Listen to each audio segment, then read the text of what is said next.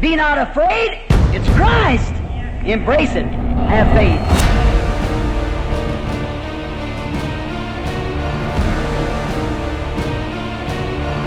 Then if Jesus Christ is raised from the dead, I'll be with you, even in you, and the works that I do shall you do also. Then He's the same yesterday, today, and forever. That's the sign that's given to this generation.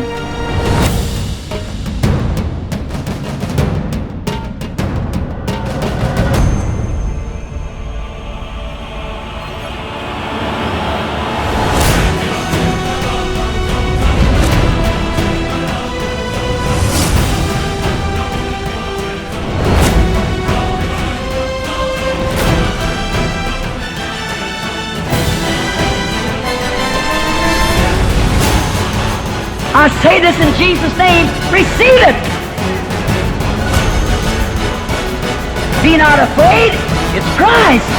Embrace it, have faith.